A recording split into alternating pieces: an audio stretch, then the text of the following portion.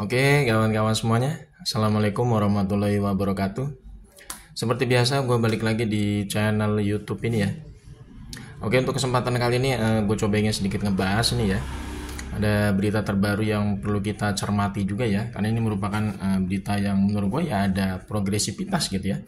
Terhadap proses pemberantasan korupsi ya. Dan ini ada berita terbaru dari salah satu dulunya ya sebagai pendukung Mukidi ya, yang bernama Noel atau Immanuel Ebenezer ya, yang mendirikan ormas namanya Jokowi Mania dulu ya. Kemudian juga dia ini sempat mendukung Ganjar kemarin ya, tapi beralih mendukung Pak Prabowo pada Pilpres 2024 kemarin ya, dengan mendirikan Prabowo Mania. Ini ternyata Immanuel Ebenezer yang menjadi Wakil Menteri Ketenagakerjaan ini ya terkena OTT KPK kemarin ya. Dengan dugaan boleh dibilang ya suap ya terkait dengan sertifikasi K3 ya dari berbagai macam industri tenaga kerja ya. Ini merupakan salah satu yang perlu kita apresiasi lah ya dari KPK ya. Karena sudah ada mulai ya mungkin progresivitas lah dalam pemberantasan tindak pidana korupsi ya. Dan ini perlu harusnya ada lebih kelanjutannya lagi ya. Jadi jangan cuma hanya Immanuel Ebenezer gitu loh. Sebenarnya kan banyak sekali ya para penjilat-penjilatnya Mukidi ya. Ternak-ternaknya Mukidi itu yang sudah lama sekali sebenarnya punya indikasi korupsi sebenarnya. Ya, seperti Bahlil itu kan ada ya sebenarnya dugaan-dugaan korupsi yang kuat terkait dengan pemberian izin tambang gitu ya. Itu juga ibaratnya sudah dilaporkan juga oleh pengaduan masyarakat sebenarnya. Kemudian Opung Lumut gitu ya, kemudian Erlangga Hartarto ya, korupsi minyak goreng ya di Kejaksaan Agung itu kan sampai sekarang belum ada tindak lanjutnya, kelanjutannya bagaimana kita nggak pernah tahu. Padahal kemarin Erlangga Hartarto juga sudah diperiksa oleh Kejaksaan Agung itu lama sekali gitu ya, sebelum pemilu ya, tapi sampai sekarang belum ada kelanjutannya. Kemudian si Bobby ya, mantunya Mukidi ini yang istilahnya namanya disebut dalam persidangan ya terkait dengan korupsi blok Medan gitu ya.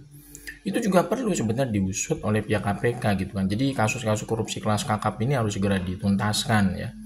Kemudian dari laporannya Ubaidillah Badrun ya yang sudah melaporkan si Gesang Pangarep dan si Beler itu ya pada tahun 2022 dengan dugaan menerima gratifikasi berupa bantuan usaha modal ya berupa joint venture dari seorang pengusaha dengan nilainya fantastis ratusan miliar itu ya. Jadi ini kan sebenarnya kan kalau misalkan kita perhatikan ya progresivitas dari KPK ini perlu ditingkatkan lagi ya, karena dugaan-dugaan kasus korupsi ini kan sangat banyak sekali yang sudah melibatkan banyak pihak ya, dan dugaan-dugaan itu sebenarnya sudah sangat banyak dilaporkan oleh masyarakat lewat Dumas ya di KPK.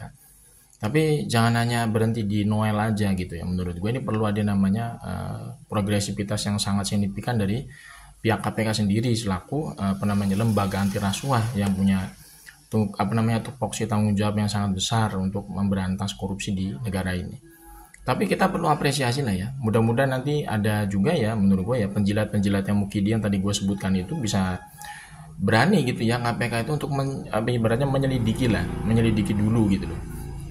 Minimal kalau KPK sudah berani menyelidiki kan nanti kan ada mungkin ya ibaratnya ditemukan alat bukti yang cukup untuk menaikkan ke penyidikan gitu kan ya. Kemudian mencokok yang bersangkutan itu bisa menjadi tersangka juga seperti Noel gitu loh.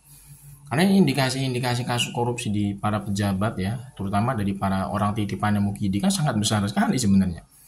Cuman kan ini kan masih mungkin dan tanda kutip ya. Ini Mukidi Peko ini ya seolah-olah masih kayak punya power gitu untuk ya boleh dibilang memberikan barter politik lah ya, supaya mungkin orang-orang tertentu dari titipannya dia itu nggak bisa diproses, padahal sebenarnya indikasi korupsinya sangat kuat. Kalau misalkan KPK juga berani sebenarnya, ini KPK ini berani menyelidiki ya dugaan ibaratnya stempel korupsi yang dialamatkan kepada Mukidi Peko ini ya oleh lembaga OCCRP di Belanda itu sebagai presiden terkorup di dunia nomor 2 ya, bayangin tuh. Itu lebih menurut gue lebih mantap lagi KPK gitu kan. Karena waktu KPK zaman dulu aja zamannya Pak SBY gitu, itu nggak tanggung-tanggung loh. KPK zaman Pak SBY itu ya itu bisa menangkap biasanya Pak SBY sendiri, Aulia Pohan, bayangin tuh. Biasanya presiden ya bisa ditangkap sama KPK. zamannya Antasari Azhar kalau nggak salah ya, Antasari Azhar ya, itu luar biasa itu KPK zaman dulu itu.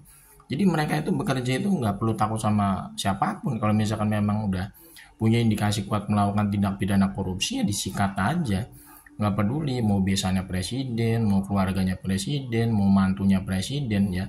Bahkan kalau presiden itu memang mantan presiden itu memang punya masalah terkait dengan dugaan terjadinya KKN, korupsi dan kolusi nepotisme, itu harusnya disikat ya.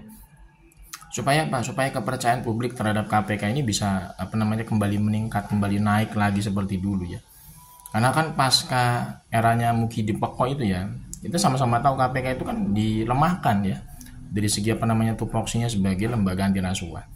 Dengan adanya revisi Undang-Undang KPK nomor 19 tahun 2017 itu ya.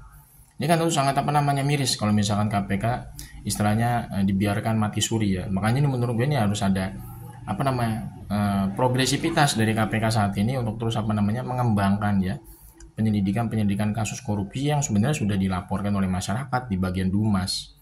Ya, itu jangan sampai lupa itu ya, Blok Medan ya. Kasus korupsi perizinan tambang ya, kasus korupsi minyak goreng ya, kemudian kasus korupsi di mana tambang emas di Papua, itu kan ada menyangkut banyak orang itu ya.